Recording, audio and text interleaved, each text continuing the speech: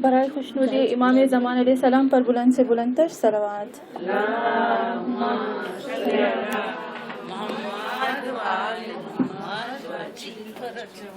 برائے خوشنودی علی اولاد علی علیہ السلام پر ایک دفعہ اور بلند سے بلند تر صلوات.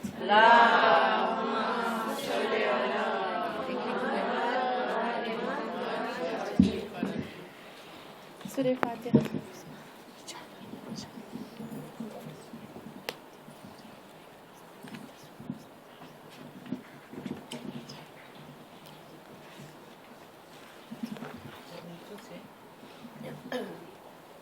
أعوذ بعزة الله الملك الحق المبين من شر ذي شر في العالمين. الصلاة والسلام على صاحب الدعوة النبوية والسولة الحيدرية والعصمة الفاطمية والحلم الحسنية والشجاعة الحسينية والعبادة السجادية والمآثر الباقرية والآثار الجعفرية والعلوم الكاظمية والحجج الغزبية والجود التقوية والنقاوة النكبية والهيبة العسكرية والغيبة الإلهية القائم بالحق صلوات. اللهم صل على محمد وآل محمد وعجل فرجهم. أما بعد فقد قال الله تبارك وتعالى في قرآن مجيد وبشر الذين آمنوا وعملوا الصالحات أن لهم جنات تجري من تحتها الأنهار كلما رزقوا منها من ثمر رزقا قالوا هذا الذي رزقنا من قبل وآتوا به متشابها ولهم فيها أزواج مطهرة وهم فيها خالدون. صلوات. اللهم صل على محمد وآل محمد وعجل فرجهم. ہاں مومنات، خداوند عالم سورہ بقرہ کی آیت نمبر 25 میں ارشاد فرماتا ہے. کیا کہتا ہے خدا؟ وَبَشِّرِ الَّذِينَ آمَنُوا، یعنی اپنے حبیب سے کہتا ہے کہ اے میرے حبیب، اے محمد صلی اللہ علیہ وآلہ وسلم، بشر الذین آمنوا، خوشخبری دو، بشارت دو ان لوگوں کو جو آمنو، جو ایمان لائے. ایک پھر کہا وعمل الصالحات، برائے خوشنودی امام زمان علیہ السلام بلند سے بلند تر صلوات. اللہم صلی علی محمد وآل محمد. کہا خوشخبری دو، اے میرے حبیب خوشخبری دو. کس کو خوشخبری دو؟ کہا ایک ان کو خوشخبری دو جو ایمان لائے، اور دوسرا ان کو خوشخبری دو جو عمل صالح کیے. ایمان اور عمل صالح یہ دو چیزیں ساتھ میں ہونی چاہیے. اور پھر آگے کہتے ہیں خدا کہتے ہیں کس چیز کی خوشخبری؟ ابھی دیکھیے آیت ہے، چھوٹی سی آیت ہے، لیکن اس میں خوشخبریاں اللہ دے رہا ہے. کیا خوشخبری ہے؟ سب سے پہلے خوشخبری ہے کہ ان لہم جنات تجری، ان کو خوشخبری دو. پہلی خوشخبری یہ ہے کہ وہ جنت میں داخل ہوں گے. اچھا، جنت کی کوالٹیز میں سے کیا کوالٹی ہے پہلی؟ تو اللہ نے کہا ایک خاصیت جنت کی یہ ہے کہ ایسی جنت ہوگی کہ گھر اوپر ہوگا لیکن نہر نیچے سے جاری ہوگی.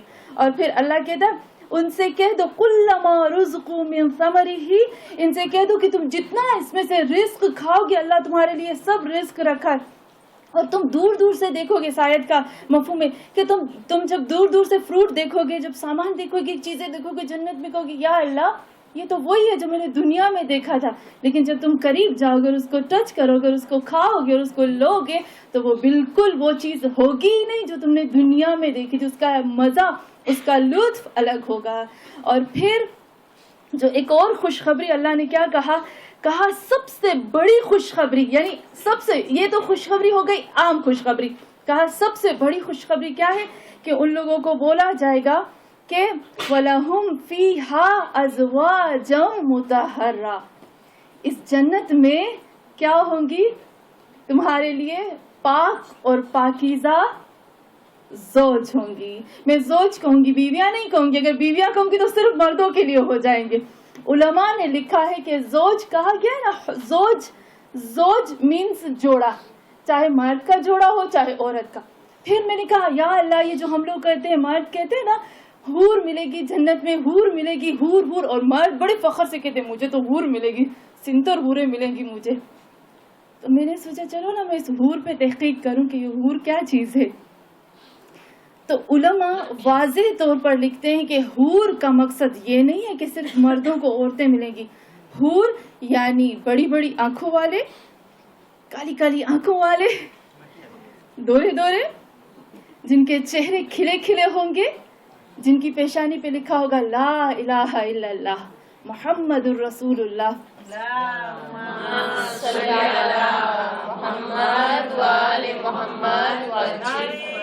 تکبیر اللہ اکبر نعرے رسالت یا رسول اللہ نعرے حیدری یا علی. ہاں مومنات, حور یعنی بڑی بڑی آنکھ, پھر لکھا ہوگا لا الہ الا اللہ محمد رسول اللہ, پھر لکھا ہوگا یا فاطمہ یا علی یا حسن یا حسین. کتنی خوبصورت وہ نورانی چہرہ ہوگا جن کے چہرے پر یہ پنجتن کے نام ہوں گے. اور کہتے ہیں کہ حور یعنی مرد کے لیے بھی ہو سکتا ہے, عورت کے لیے بھی ہو سکتا ہے. تو جنت میں جو سب سے بڑی چیز ملے گی, اللہ کہتا ہے ازواجم مطہرہ, پاک اور پاکیزہ بیویاں. قرآن میں سورہ الرحمن میں ہم پڑھتے ہیں نا لا یمسہ, اس کو کسی جن نے کسی انسان نے اس کو ٹچ بھی نہ کیا ہوگا. سورہ الرحمن میں ہم پڑھتے ہیں نا مطہرہ, بالکل پاک اور پاکیزہ بیویاں. ہاں مومنات, آہستہ آہستہ جو میرا مین مقصد ہے, آخر میں مین مقصد پہ آؤں گی. ابھی یہ میرا مین مقصد نہیں ہے, مین مقصد جلدی جلدی سے بیان کر کے چلی جاؤں گی. ہو سکتا ہے کہ وہ جو میرا خاص مقصد ہے تھوڑا خطرناک ہو, لیکن انشاءاللہ کہ مین مقصد پر آ جاؤں گی. ازواج مطہرہ وہم فیہا خالدون, پاک اور پاکیزہ بیویاں ہوں گی جن کے ساتھ وہ ہمیشہ ہمیشہ رہیں گے. اس کے بعد سورہ طور میں بھی پروردگار عالم, سورہ طور کی آیت نمبر 20 میں بھی پروردگار عالم یہاں یہ کہتا ہے کلوا واشربوا ہنیئا بما کنتم تعملون. پھر آگے کہتا ہے متکئین علی سرر مصفوفہ وزوجناہم بحور عین. جنتیوں کو اللہ کہے گا کہ تم جنت میں چلے جاؤ, اور پھر کہے گا خوشحال چلے جاؤ. ان کے چہرے کھلے ہوئے ہوں گے, ان کے چہروں پہ نور ہوگا, اور وہ جب جنت میں داخل ہوں گے تو ان کو کہا جائے گا کہ کلوا واشربوا ہنیئا, جتنا کھانا ہے کھاؤ, جتنا پینا ہے پیو. نہ یہ تمہارا وزن بڑھائیں گے, یہ نہ تمہارا وزن بڑھے گا, نہ تمہیں بیمار کریں گے, نہ تمہیں اس سے سائیڈ افیکٹ ہوگا. تم جتنا کھاؤ یہ شفا بخش ہوگا. پھر کہے گا کہ خداوند عالم جنت میں ان کی زوج ان کو دے گا. کون سی زوج دے گا؟ جو بڑی بڑی آنکھوں والی حوریں دے گا. ہاں مومنان, چھوٹی سی چیز آتی ہے کہ جب ہم کہتے ہیں حور, حور کی بات آتی ہے, ازواج کی بات آتی ہے, تو پروردگار عالم یہاں پر یہ کہتا ہے کہ جنت میں حوریں ملیں گی, جنت میں یہ سب کچھ ملے گا. اور جو جنت کی چیز ہوتی ہے وہ سب سے بہترین چیز ہوتی ہے نا, سب سے بیسٹ ہوتی ہے. سب سے پہلا رشتہ خداوند عالم نے کون سا قائم کیا؟ اللہ نے جب رشتے قائم کیے تو سب سے پہلا رشتہ کون سا ہے؟ ہم کہتے ہیں ماں کے قدموں کے نیچے جنت ہوتی ہے نا, ماں سے بھی پہلا رشتہ کون سا تھا جو اللہ نے بندھن باندھا؟ ہم کہتے ہیں اولاد, اولاد سے پہلے رشتہ.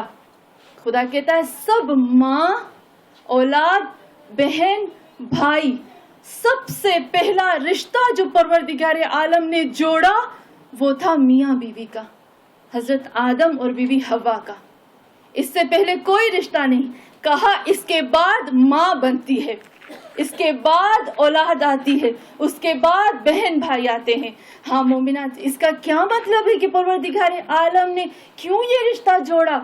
حضرت آدم کو خداوند عالم حضرت عیسیٰ کی طرح خلق کر سکتا تھا نا, کہ ماں کے پیٹ سے. کہا نہیں, مجھے رشتہ بنانا ہے, مجھے پہلا رشتہ بنانا ہے, اور پہلا رشتہ ہی اللہ نے میاں بیوی کے درمیان میں رکھا. اور پھر خداوند عالم کہتا ہے کہ جب جنت میں, جنت کی بات کرتا ہے, انسان کی خلقت ہوئی میاں بیوی سے, اور اختتام ہم کہتے ہیں جب ختم ہوگا, یہ دنیا ختم ہو جائے گی اور سب یعنی موت کو بھی موت آ جائے گی, ہر انسان اپنی جگہ پر قرار پا جائے گا. خدا کہتا ہے جب سب ختم ہو جائے گا تو جنت میں انسان کو ٹھہراؤں گا میں.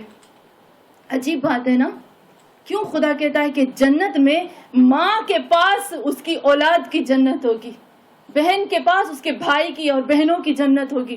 اللہ نے یہ نہیں کہا کہ ایک جنت میں ماں باپ بہن بھائی رہیں گے, کہا سب کے ساتھ ہوں گی, فیملی سب ساتھ ہوگی, لیکن جنت میں ساتھ میں جو رہیں گے ایک جنت میں وہ ہوگا زوج, وہ ہوگا میاں بیوی. ہم کے افتتاح بھی زوجیت سے ہوا, اختتام بھی زوجیت پر اللہ نے کیا. یعنی خدا کہتا ہے یہ رشتہ اتنا مضبوط ہے, اتنا مضبوط ہے کہ اس رشتے کو میں نے سب سے پہلے قائم کر دیا. ہاں مومنات, اور اس رشتے کے لیے برائے خوشنودی امام زمان علیہ السلام بلند سے بلند تر صلوات.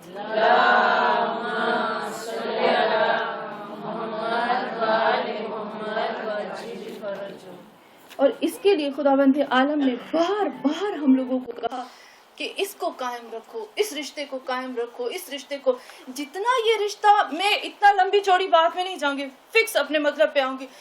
جتنا یہ رشتہ اہم ہے, جتنا یہ رشتہ خاص ہے, اتنا یہ رشتہ نازک بھی ہے کہ نہیں ہے؟ ہے نا. سورہ خداوند عالم کہتا ہے کہ اس رشتے کو قائم رکھو. جب ایک لڑکا, ایک لڑکی ایک نئی زندگی میں قدم رکھنے جاتے ہیں, ان کو بہت خوشیاں ہوتی ہیں, بہت سپنے, ہم کہتے ہیں نا بہت سپنے ہوتے ہیں, یہ کرنا ہے, یہ کرنا ہے, یہ کرنا ہے, یہ کرنا ہے. لیکن جب وہ زندگی میں قدم رکھتے ہیں, کبھی کبھی ان کی زندگی ڈسٹرب ہو جاتی ہے. اللہ کہتا ہے جنتی زندگی ہے, میاں بیوی کی زندگی ایک جنتی زندگی بن سکتی ہے. لیکن کیا ریزن ہوتا ہے کہ اس جنتی زندگی کبھی کبھی دوزخ بن جاتی ہے؟ کبھی کبھی ایسے ہوتا ہے کہ خدا نہ خواستہ جدائی ہو رہی ہے. اس میں سے کچھ ایسے پوائنٹ جو خود ہمارے حبیب نے بیان کیے, اس کے بعد قرآن نے بیان کیے. حضرت نوح علیہ السلام کی جب کشتی ڈوب گئی اور سب ڈوب گئے برے لوگ, اور صرف مومنین اور متقین جو بچے تھے, اس کے بعد حضرت نوح علیہ السلام کے پاس شیطان آیا. کہا نوح تو نے میرے اوپر بہت بڑا احسان کیا. حضرت نوح نے کہا میں نے احسان کیا؟ کہا ہاں تو نے بڑا مجھ پہ احسان کیا. کہا کیا احسان کیا میں نے تجھ پر؟ کہا تو نے سب لوگوں کو غرق کر دیا, کچھ عرصے کے لیے میں سکون سے سو رہوں گا, 6 مہینے کے لیے مجھے گمراہ نہیں کرنا پڑا, اور میں نے تھوڑا سا ریسٹ کر لیا. تو نے مجھ پر احسان کیا, اب میں یہ احسان کا بدلہ دینا چاہتا ہوں. حضرت نوح نے کہا مجھے اس کی بات نہیں سننی. لیکن خدا نے کہا اے نوح اس کی بات کو سنو, یہ خاص چیز بیان کر رہا ہے تجھے آج. برائے خوشنودی امام زمان علیہ السلام بلند سے بلند تر صلوات.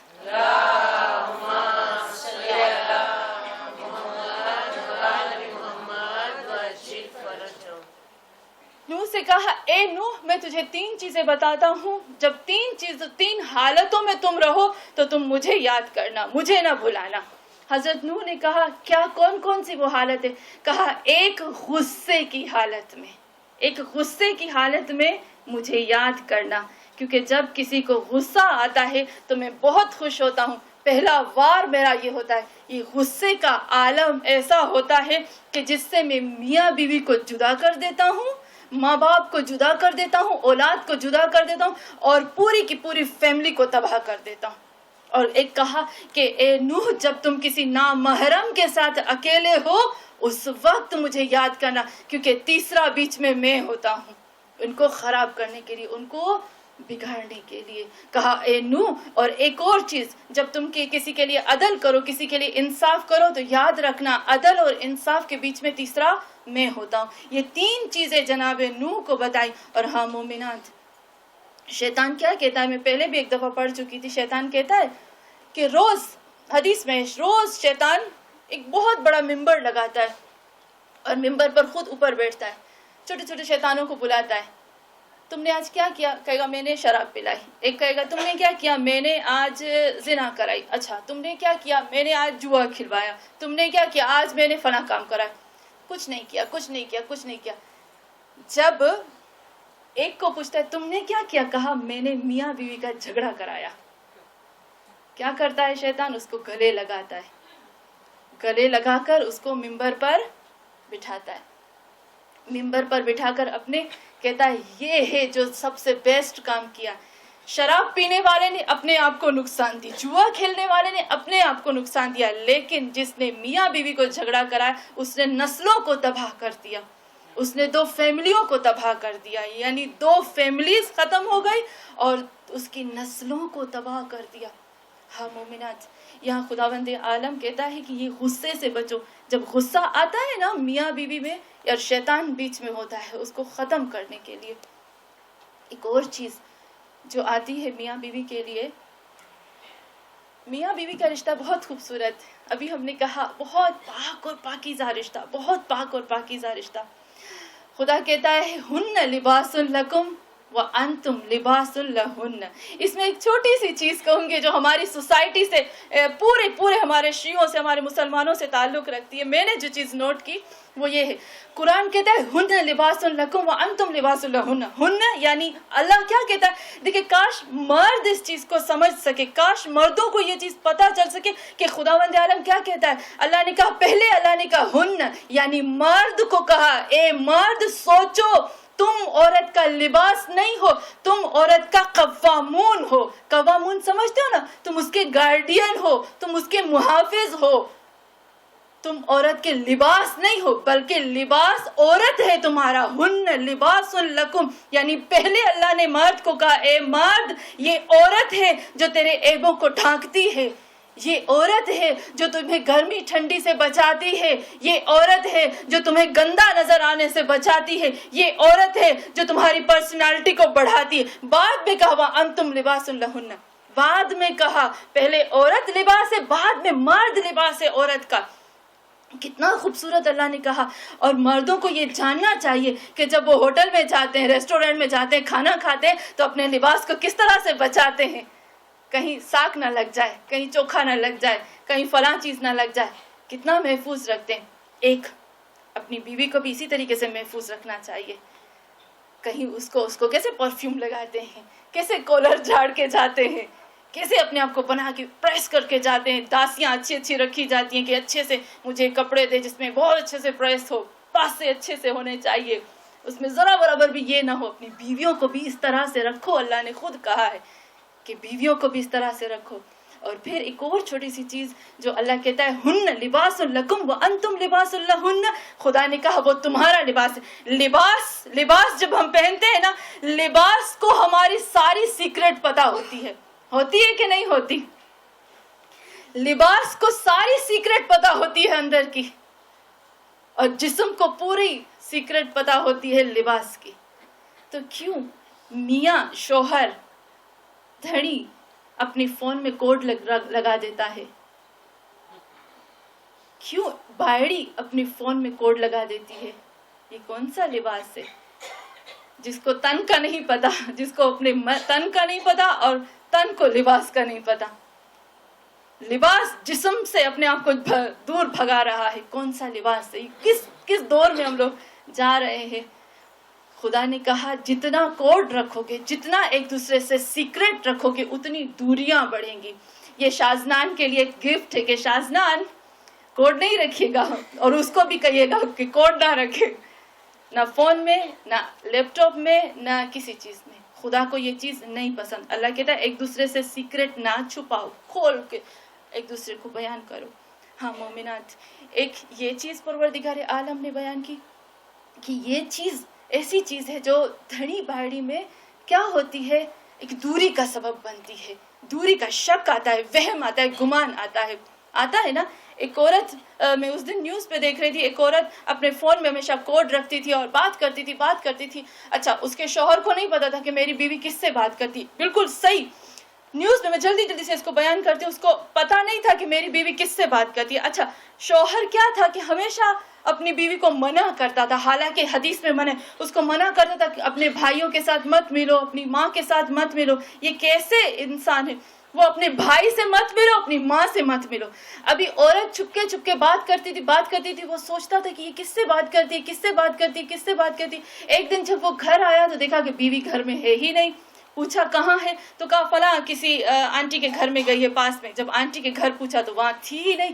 پھر جا کر اس نے, جیسے ہی اس کو پتا چلا میری بیوی کہاں پر ہے, وہاں فوراً اپنی بیوی کو قتل کر دیا.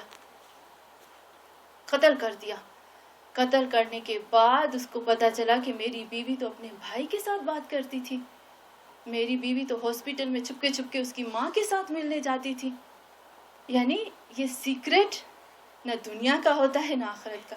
یہ کوڈ اور یہ چیزیں رکھنی ہی نہیں چاہیے, ایک دوسرے سے چھپانا نہیں چاہیے, بول دو. ہاں, اگر اس کو بتانا ہے کہ مجھے یہ کام کرنا ہے اچھے سے. ایک یہ چیز, اور ایک پہلے سے میں بیان کر چکی ہوں, زبان. یہ جو زبان ہوتی ہے نا, یہ بہت بری چیز ہوتی ہے. حدیث میں ملتا ہے کہ جب ایک عورت جنت میں جائے گی اس سے پوچھا جائے گا تجھے کون سا غلمان چاہیے. غلمان سمجھتے ہیں نا؟ ماشاءاللہ سب کو پتا ہے کون سا غلمان چاہیے. مرد تو زور زور سے بولتے ہیں مجھے حوریں ملیں گی حوریں ملیں گی، لیکن عورتیں تو شرماتی ہیں نا. غلمان یا اللہ مجھے فون کر کے پوچھتی ہیں. جب ہماری کلاس میں بات ہوتی ہے کس غلمان کی تو فون نہیں پوچھتے، سامنے نہیں پوچھتے، فون کر کے پوچھتے ہیں آنٹی کیسا ہوگا وہ غلمان. مجھے کیا پتا کیسا ہوگا. تو ہاں مومنات، اللہ جب اس سے پوچھے گا تجھے کون سا غلمان چاہیے، کیا تجھے تیرا شوہر چاہیے غلمان؟ حدیث میں ہے میرے نبی فرماتے ہیں وہ عورت کہے گی مجھے نہیں چاہیے. وہ عورت کہے گی مجھے وہ شخص نہیں چاہیے جو دنیا میں میرے ساتھ بد زبان رہا، بد اخلاق رہا، مجھے وہ شوہر نہیں چاہیے. برائے خوشنودی امام زمان علیہ السلام بلند سے بلند تر صلوات.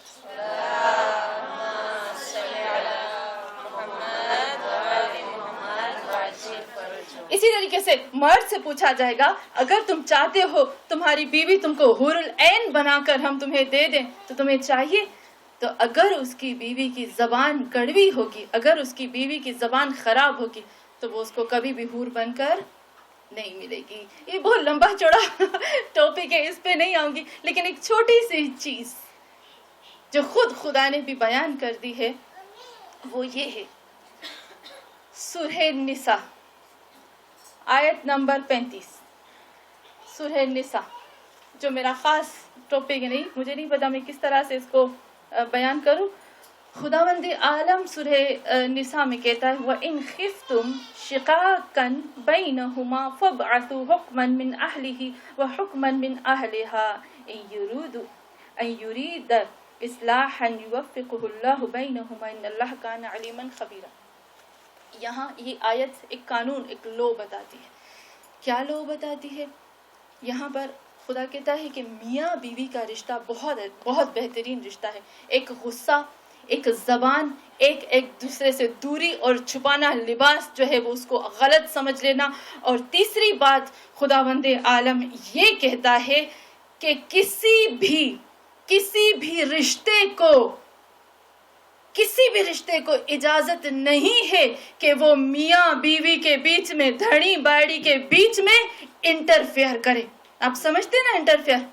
نہ لڑکے کی ماں کو یہ اجازت ہے، نہ لڑکے کی ماں کو یہ اجازت ہے کہ وہ اس کے بیچ میں انٹرفیئر کرے. اور تیسری بات جو آتی ہے حتیٰ کہ سورہ نور میں پروردگار عالم ارشاد فرماتا ہے، خداوند عالم سورہ نور میں ارشاد فرماتا ہے کہ اے مومنو جب تمہارے بچے ابھی بالغ بھی نہیں ہے، سورہ نور آپ پڑھیے گا، خدا کہتا ہے جب تمہارے بچے چھوٹے ہیں، بالغ بھی نہیں ہے، تو بھی ان کو کہو کہ وہ شوہر اور بیوی کے روم میں داخل نہ ہو جب تک کہ وہ اجازت نہ لے لیں. اس کا کیا مطلب ہے؟ خدا کہتا ہے کہ یہ رشتہ اتنا مضبوط ہے، اتنا میٹھا ہے، اتنا پائیدار ہے کہ نہ اولاد کو اجازت ہے کہ اس کے بیچ میں انٹرفیئر کرے، نہ لڑکے کی ماں کو، نہ لڑکی کی ماں کو، نہ لڑکے کے باپ کو، کسی فیملی کو اجازت نہیں ہے کہ وہ ان میں انٹرفیئر کرے. آج ہم دیکھتے ہیں کہ مسلمانوں میں جتنے جھگڑے پریشانیاں ہوتی ہیں تو یہ ہم کہتے ہیں کہ ایک پوائنٹ یہ ہے کہ جب شادی ہوتی ہے تو ہمارے جو بڑے ہوتے ہیں وہ سمجھتے ہیں کہ شاید ہم محبت کر رہے ہیں نا، لڑکی کو کہتے ہیں چلو میں تمہیں سکھاتی ہوں، لڑکے کو کہتے ہیں، لیکن ہم نہیں سوچتے ہیں یہ ہماری نسلوں والی جگہ نہیں ہے، یہ الگ نسل ہے، ہمارا وقت اور تھا. امام علی علیہ السلام مولا کائنات امیر المومنین علی علیہ السلام فرماتے ہیں اپنے بچوں کی اپنے دور کے مطابق تربیت نہ کرو. کیوں مولا؟ آپ کا دور الگ تھا، بعد میں ٹیکنالوجی بڑھتی جائے گی، فحاشت بڑھتی جائے گی، دشمن ان پر غلبہ کرتے جائیں گے، میڈیا ان پر حاوی ہو جائے گی. ان کو ان کے دور کے مطابق تبلیغ کر، ان کے مطابق تربیت کرو. ہاں مومنات، یہ جو رشتہ ہے نا اس کو چھوڑ دینا چاہیے. یہ میٹھا رشتہ، ان کو انجوائے کر دینا چاہیے. ہمارے بیچ میں خدا کہتا ہے بڑوں کا کام کیا ہے. اللہ کہتا ہے سورہ نساء میں کہتا ہے بڑوں کا کام کیا ہے. مجھے یقین ہے کہ کسی ماں کو برا نہیں لگا ہوگا، کسی ساس کو برا نہیں لگا ہوگا. ایسے نہ ہو کہ میں اتروں اور گاڑی پکڑ کے بھاگ جاؤں. کسی کو برا نہیں لگا ہوگا، نہیں لگا ہوگا نا. ماں سے پہلے سب بہو ہوتی ہے. सास से पहले खुद बहू होती है, होता है ना, माँ से पहले खुद बीवी होती हैं, खुद बीवी बन चुके हैं। तो हाँ मोमिनात, खुदा कहता है बड़ों का काम। अभी बड़ों का काम क्या है? कहते हैं कि जब बड़ों को ये पता चलता है, अल्लाह कहता है इन खिफ्तुम, तुम्हें पता चला, तुम्हें खौफ हुआ, किस चीज का खौफ हुआ? कि इनके बीच में अभी झगड़ा हो गया है। कुरान कहता है, सूरह निसा कहती है, अगर तुमको पता चला कि इनके बीच में झगड़ा हो गया, इनके बीच में झगड़ा हो गया है और इनके बीच में अभी दूरी होने वाली है, तो तुम फौरन यहाँ पर उठो। तुम यहाँ तुम्हारा काम है। यहाँ तुम्हारा क्या काम है? कि तुम डर जाओ कि खुदाया मैं नहीं चाहती कि मेरे बच्चों के बीच में दूरी आ जाए, या अल्लाह मैं नहीं चाहती कि इनमें तलाक हो, दूरी हो, जुदाई हो, झगड़ा, नफरत हो। तुम्हें कदम बढ़ाना चाहिए। क्या कदम बढ़ाना चाहिए? ये हम सब माओं के लिए है, जो माएँ बन चुकी है, जो माएँ बनने वाली है, जो अभी सास बन गई है, जो बनने वाली है, जो फ्यूचर में पता नहीं कब बनेगी, उनके लिए भी है, हम सब के लिए, मेरे लिए भी है। खुदा कहता है कि अगर तुम्हें खौफ हुआ कि इनके दोनों में झगड़ा हो गया, तो तुम फबअसू हुक्मन मिन अहली, उठो, जल्दी उठो और सोचो कि क्या करूं मैं, क्या करूं कि इनकी दूरी हो जाए। उठो जल्दी से, क्या करो?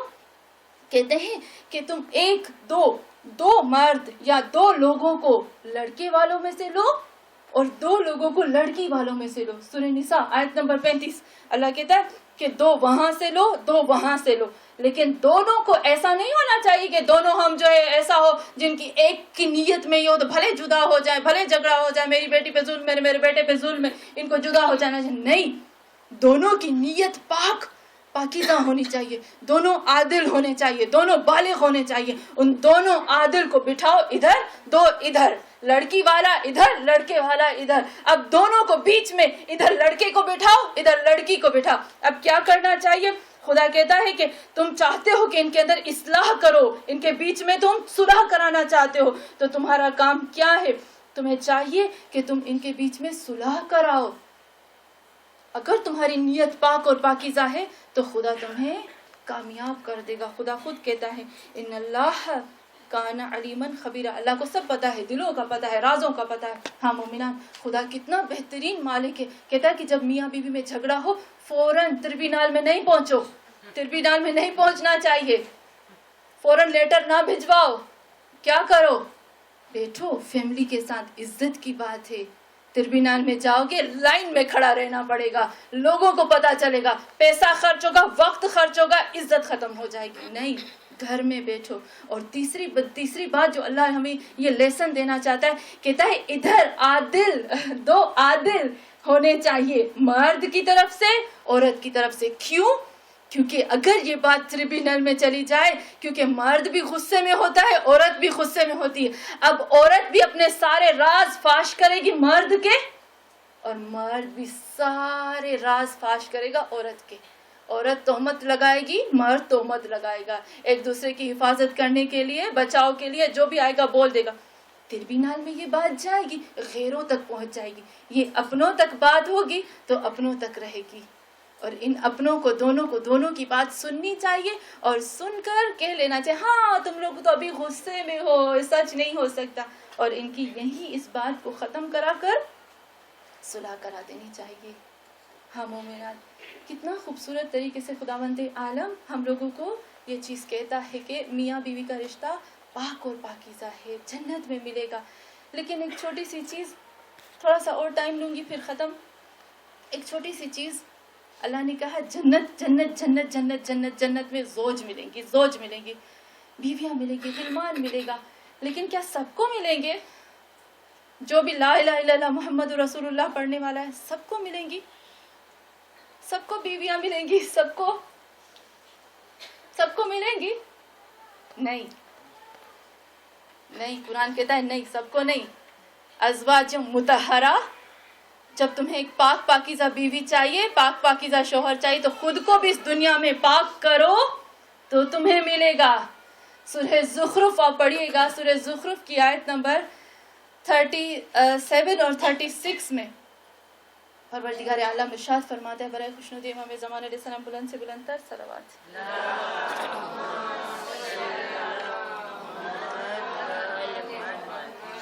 ये पूरे कुरान का, ये जो ज़ौज के बारे में है, तकरीबन पूरे कुरान का निचोड़ है, सारे कुरान का निचोड़ है।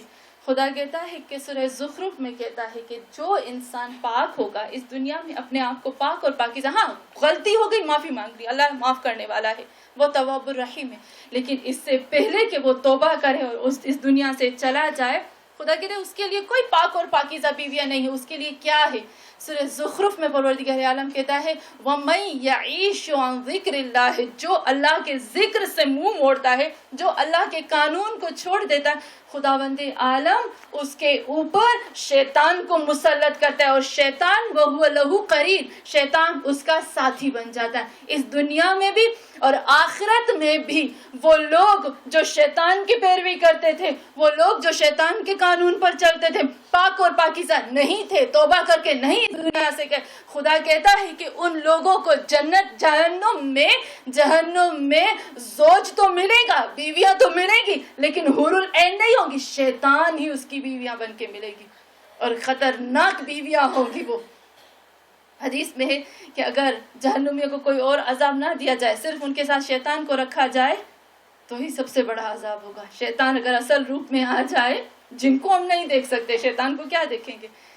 تو خدا کہتا ہے پاک اور پاکیزہ بیویاں کو حاصل کرنے کے لیے اس دنیا میں پاک بن کے جاؤ، بالکل پاک اور پاکیزہ بن کے جاؤ، اور پاکیزگی کے لیے سب سے بہتر ضروری ہے کہ ہم اپنی آنکھوں کو، اپنے کانوں کو، اپنے پورے دماغ کو پاک رکھیں۔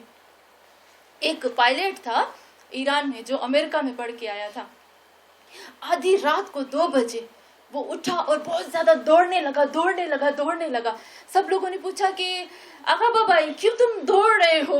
کہا اس لیے کیونکہ شیطان میرے دماغ پر حملہ کرنے والا ہے، میں اس شیطان سے بھاگ رہا ہوں۔ یعنی شیطان جب دیکھتا ہے نا کہ انسان اکیلا ہے تو وہ اس پر حملہ کرتا ہے۔ ہاں مومنات، ایک چھوٹی اور بات کہوں گی جو میں نے دیکھی اور میرے لیے ایز اے مولیانی میرے لیے واجب ہے اس چیز کو کہنا۔ میں نے کسی مومن بہن، کسی اپنی دوست کے ہاتھ میں ایک سی ڈی دیکھی، ایک سی ڈی۔ کون سی سی ڈی تھی؟ کہ میاں بیوی کو کس طرح سے رہنا چاہیے۔ میں چونک گئی، یہ کیا ہے؟ اس نے کہا یہ میں سیکھنے کے لیے لے کے جا رہی ہوں، کیونکہ میرا شوہر آج کل مرد ہاتھ سے چلے جاتے ہیں، فلاں فلاں فلاں فلاں، ہاں تو یہ آپ دیکھتے ہو؟ اس نے کہا ہاں۔ آپ کو چاہیے؟ نہیں بھائی۔ میں عجب ہو گئی۔ میں نے اس کو ایک چیز کہی، میں نے کہا آپ کو پتا ہے لا حیا فی الدین، لا حیا فی الدین، لا حیا فی الدین، دین میں کوئی حیا نہیں۔ خداوند عالم سورہ مریم میں اللہ کہتا ہے مریم کی شرمگاہ جو تھی وہ ایک مضبوط قلعے کی طرح سے تھی، چوگیر جس کو کہتے ہیں نا، چاروں طرف سے مضبوط قلعے کی طرف سے مریم کی شرمگاہ کو نہ کسی نے دیکھا تھا نہ کسی نے چھوا تھا۔ کیوں اللہ نے شرمگاہ کے کر اس بات کو کھول دیا؟ آپ کو پتا ہے ہم کہتے ہیں نا سورہ رحمان میں لم یتمثہن تمسا کے روٹ ورڈز اور تمسا کی میننگ جو ہے نا قرآن میں لکھی ہی نہیں گئی۔ میں ترجمہ پڑھ رہی تھی کہ اس کا ترجمہ، لیکن لکھا ہی نہیں گیا۔ اتنا واضح اللہ نے کہا، میں اس کا ترجمہ نہیں کروں گی، لیکن اتنا واضح اللہ نے اس کو بیان کیا، لا حیا فی الدین۔ میں جب اس کو دیکھا تو میں نے کہا یہ قرآن، یہ اللہ، یہ سنت نبی کے خلاف ہے، یہ حرام ہے ہمیں دیکھنا، یہ حرام ہے۔ تو وہ عجب ہو گئی، کہا یہ حرام ہو سکتا ہے؟ میں خود عجب ہو گئی کہ ایک مسلمان مومنہ کو نہیں معلوم کہ یہ ہمارے مذہب میں حرام ہے یہ چیز۔ کیوں؟ کیونکہ یہ خدا نے کہا یہ حرام ہے۔ اگر کوئی عورت دیکھتی ہے، یہ دیکھتی ہے، بعد میں اس کو شوہر اچھا نہیں لگے گا، شوہر دیکھے گا اس کو اپنی بیوی اچھی نہیں لگے گی، اس طرح سے کیا ہوگا؟ فیملی ٹوٹ جائے گی، سکون برباد ہو جائے گا۔ خدا کہتا ہے جب یہ چیز گھر میں آئی، حیا گئی، عزت گئی، رزق گیا، سکون گیا، میری محبت چلی گئی۔ یہ ہے اس کا سب سے بڑا نقصان، حدیث میں ہے حیا گئی، حیا گئی، عزت گئی، رزق گیا، سکون گیا، مجھے اللہ کی محبت بھی چلی گئی۔ ہاں مومنان، اگر اس فیملی کو ہمیں، یہ جو ہمارا میاں بیوی کا رشتہ، اس کو مضبوط کرنا چاہتے ہیں تو سب سے پہلے ہمیں یہ کرنا ہوگا کہ ہمیں ان چیزوں سے دوری کرنی ہوگی کہ جو چیز ہمارے مذہب، ہمارے پوری فیملی کو توڑ دیتی ہے، ہمارے جذبات، احساسات کو توڑ دیتی ہیں۔ ہاں مومنات، خداوند عالم بہت محبت کرتا ہے، سب سے زیادہ محبت عورت سے کرتا ہے۔ حدیث میں ہے کہ جب ایک لڑکی پیدا ہوتی ہے، ایک لڑکی جب پیدا ہوتی ہے تو آسمان سے فرشتہ نازل ہوتا ہے، کیا کرتا ہے وہ فرشتہ؟ ایک بیٹی جب پیدا ہوتی ہے آسمان سے فرشتہ نازل ہوتا ہے، اور وہ فرشتہ کیا کرتا ہے کہ وہ آتا ہے اور اپنے پروں کو، اسپیشل وہ فرشتہ بنایا گیا اس لڑکی کے لیے، وہ اپنے پروں کو اس لڑکی کی چھاتی پر رکھتا ہے، اس کے سینے پر اپنے پروں کو پھیلا دیتا ہے، اور خود وہاں پر کہتا ہے کہ اے لڑکی تو ضعیف ہے، تجھے پیدا کرنے والی بھی ضعیف ہے، عورت ضعیف ہے، تو ضعیف، تجھے پیدا کرنے والی ضعیف ہے۔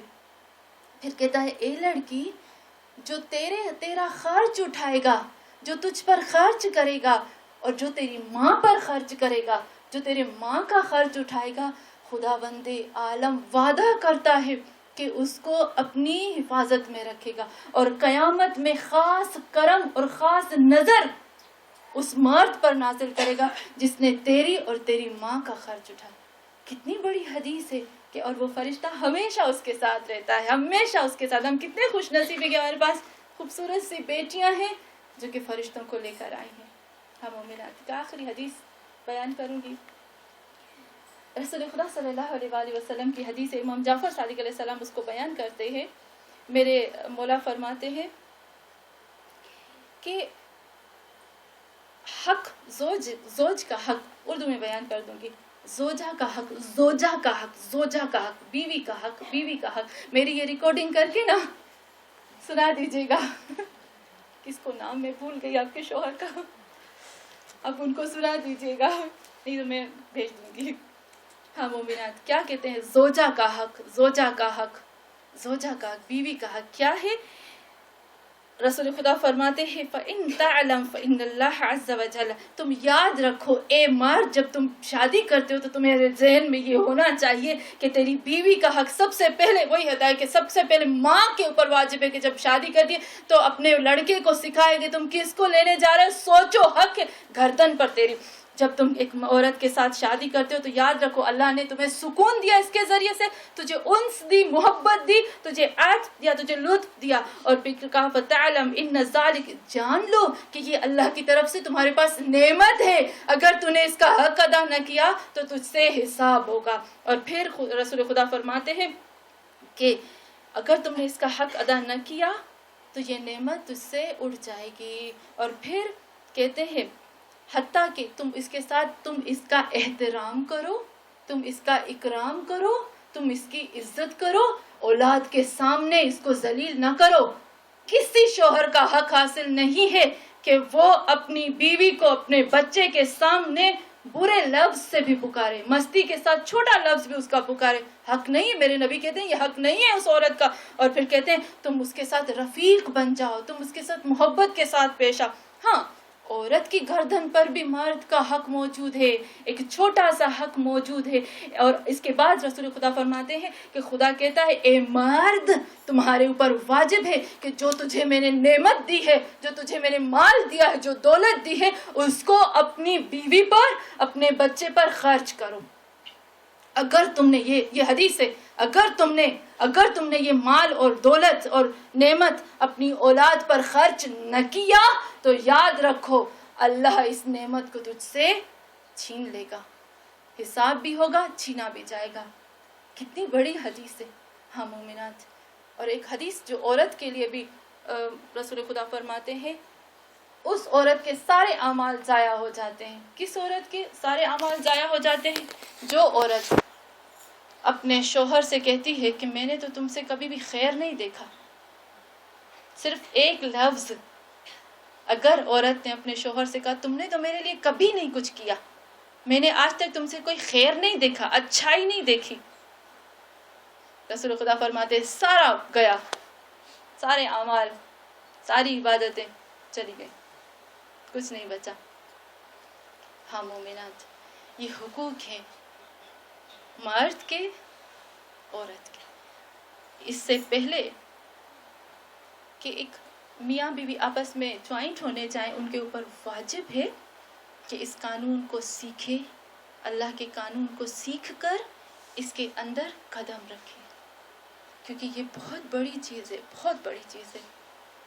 یہ خاندانوں کو، یہ نسلوں کو بناتی ہے، اور جتنی پاکیزہ نسلیں ہوں گی اتنا اسلام کے لیے، ہمارے نبی کے لیے، اللہ کے لیے فائدہ ہوگا۔ ہم دیکھتے ہیں کہ اس دنیا میں بہترین جو بیویاں، بہترین جو زوج تھے، ہم کہتے ہیں کہ ہمارے علی اور فاطمۃ الزہرا سے بڑھ کر کوئی نہیں۔ پھر ہم دیکھتے ہیں کہ امام حسین اور بی بی رباب سے بڑھ کر کوئی نہیں ہے، اور ہم دیکھتے ہیں کہ امام حسین علیہ السلام نے جتنی بیویاں کی، چاہے بی بی شہربانو ہو پاک اور پاکیزہ، چاہے بی بی ام لیلہ ہو پاک اور پاکیزہ، اور چاہے بی بی ام رباب ہو پاک اور پاکیزہ، اور ان میں سے پاک اور پاکیزہ اولادیں وجود میں آئی ہیں۔ قرآن میں سورہ اعراف میں اللہ کہتا ہے نا، بلد الطیب یخرج نبات الطیب، پاک پاکیزہ زمین میں سے پاک پاکیزہ پلانٹ نکلتے ہیں۔ اسی طریقے سے امام حسین پاک اور پاکیزہ، بی بی ام لیلہ پاک اور پاکیزہ، اور اولاد نکلی پاک اور پاکیزہ۔ ہاں مومنات، ان میں سے ایک اولاد جس کا نام تھا علی اکبر۔ حدیث میں ملتا ہے کہ جب علی اکبر علیہ السلام پیدا ہوئے،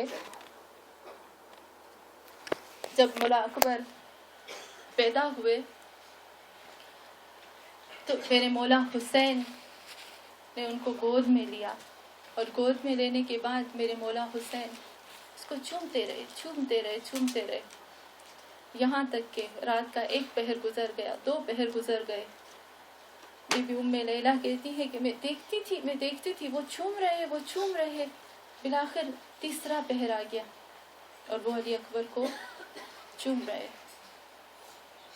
ہاں مومنات، ایک دفعہ ایک یہودی امام حسین کے پاس آیا اور کہا کہ یا حسین، آج میں نے آپ کے جد محمد مصطفیٰ صلی اللہ علیہ وآلہ وسلم کو خواب میں دیکھا، میں نے تمہارے جد کو خواب میں دیکھا۔ الغرض کچھ باتیں ہونے کے بعد ایک ننھا سا بچہ پاس میں آیا جس کو نقاب لگا ہوا تھا۔ تھوڑی دیر کے بعد امام حسین نے اس بچے کا نقاب ہٹایا، وہ یہودی نے دیکھا اور چیخ مارنے کے بعد بے ہوش ہو گیا۔ اس کو جب ہوش میں لایا گیا تو مولا حسین نے پوچھا اس یہودی سے کہ تم نے اس بچے کو دیکھ کر تم نے چیخ کیوں ماری اور تم بے ہوش کیوں ہو گئے؟ تو وہ یہودی کہتا ہے، جب میں نے اس بچے کو دیکھا تو مجھے تمہارا نانا یاد آ گیا، اس کی صورت بالکل تمہارے نانا محمد مصطفیٰ صلی اللہ علیہ وآلہ وسلم جیسی تھی۔ اس وقت میرے مولا حسین کہتے ہیں کہ اے شخص، مجھے یہ بتاؤ، اگر تیرا نبی کے شکل کا بیٹا ہو، بہت خوبصورت بیٹا ہو، تو صبح اٹھتے ہی اس کو دیکھتا ہو، تو اذان سے پہلے اس کو دیکھتا ہو، تو نماز کے بعد اس کو دیکھتا ہو، اور وہ بیٹا جب جوان ہو جائے اور اس بیٹے کی لاش تمہارے پاس آئے، اور وہ بیٹا گھوڑے سے زمین پہ آئے اور اس کی چھاتی میں برچھی لگی ہوئی ہو، اور تجھے وہ برچھی نکالنی پڑے، تو تم مجھے بتاؤ تو کیا کرے گا؟ تو وہ شخص کہتا ہے، اے مولا حسین، میں اسی وقت مر جاؤں گا۔ ہاں مومنات، وہ وقت بھی آیا کہ میرے مولا حسین نے علی اکبر کی چھاتی سے برچھی نکالی۔ الا لعنت اللہ علی قوم الظالمین اولهم ومن آخرین، آمین یا رب العالمین، فتقبل منا انک انت السمیع العلیم۔ پروردگارہ خدایا، یا اللہ، ہماری اس چھوٹی عبادت کو قبول فرما۔ یا اللہ، تجھے واسطہ ہے محمد اور آل محمد مصطفیٰ صلی اللہ علیہ وآلہ وسلم کا، اے اللہ ہمارے گناہان کبیرہ اور صغیرہ کو معاف فرما۔ یا اللہ، یہ جو ہم نے ذکر کیا ہے، علی اکبر کا ذکر کیا، اے پاک پروردگارہ، ہم اپنی شادیوں میں یا خدا حسین کی اولاد کا ذکر کرتے ہیں، پاک پروردگارہ ہم مولا حسین کی اس اولاد کا ذکر کرتے ہیں جس سے مولا حسین سب سے زیادہ محبت کرتے تھے۔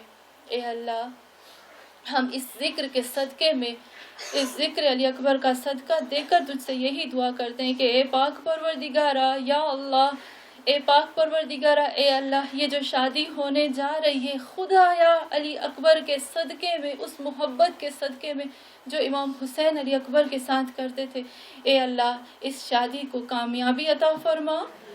خدایا یہ جو نیا جوڑا جا رہا ہے زمین پر، اے اللہ پاکیزگی کے ساتھ اس زمین پر اپنی دنیا بسانے جا رہا ہے، اے خدا تجھے واسطہ ہے بی بی خدیجہ اور رسول خدا کی محبت کا، تجھے واسطہ ہے علی و فاطمۃ الزہرا کی محبت کا، خدایا ان کے بیچ میں محبت قائم فرما۔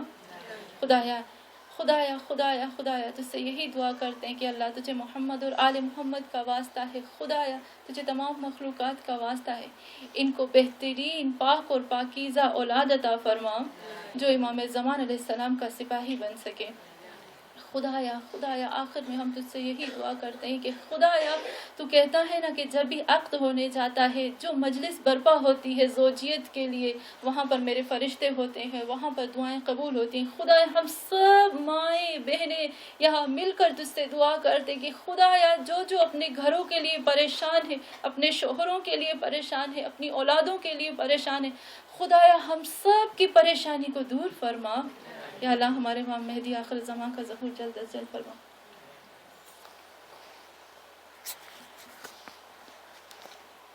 اللهم صل على محمد وآل محمد بسم الله الرحمن الرحيم إلهي عظم البلاء